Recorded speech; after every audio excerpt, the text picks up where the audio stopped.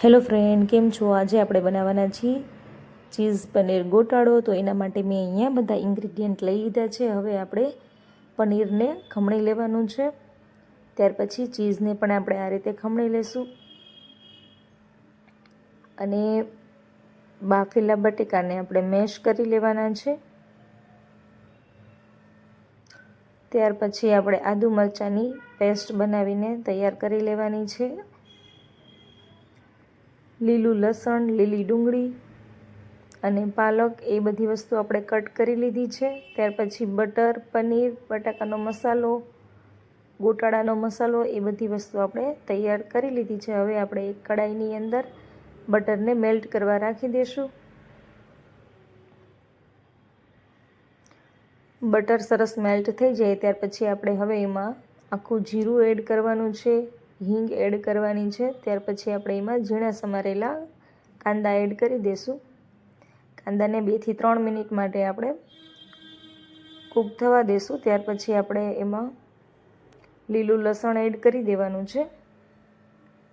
ફરીવાર આપણે એને 2 થી 3 મિનિટ કૂક થવા દઈશું. ત્યાર પછી આપણે એમાં લીલી મરચી અને આદુની જે પેસ્ટ બનાવી હતી એ આપણે એડ કરી દેવાની છે. ત્યાર પછી પાલક આપણે એડ કરી દઈશું અને 7 થી 8 મિનિટ માટે કૂક થવા દઈશું. એમાં મીઠું આપણે એડ કરવાનું છે. ત્યાર પછી આપણે બાફેલા બટેકાનો જે માવો તૈયાર કર્યો હતો એ આપણે એડ કરી અને આ રીતે સરસ મિક્સ કરી અને ફરીવાર થોડીવાર કૂક થવા દેવાનું છે. ત્યાર પછી આપણે એમાં ખમણેલું પનીર અને ચીઝ એડ કરી દેવાનું છે.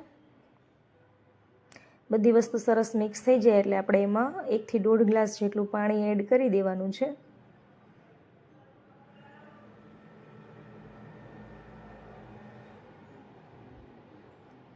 ફરીવાર 3 થી 4 મિનિટ કૂક થઈ જાય એટલે આપણે એમાં ગોટાળાનો જે મસાલો આવે એ એડ કરી દઈશું અને બધું મિક્સ કરી અને 5 થી 7 મિનિટ કૂક થવા દેવાનું છે. ઉપર તેલ છૂટું પડવા માંડે એટલે આપણે ગેસ બંધ કરી દઈશું અને ઉપર બટરની સ્લાઇસ મૂકી અને ધાણા સ્પ્રિંકલ કરી દેવાના છે. તો આપણો ગોટાળો તૈયાર છે.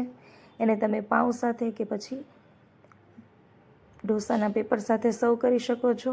Thank you. અમારા વિડીયોને લાઇક, શેર અને સબસ્ક્રાઈબ કરવાનું ભૂલતા નહીં.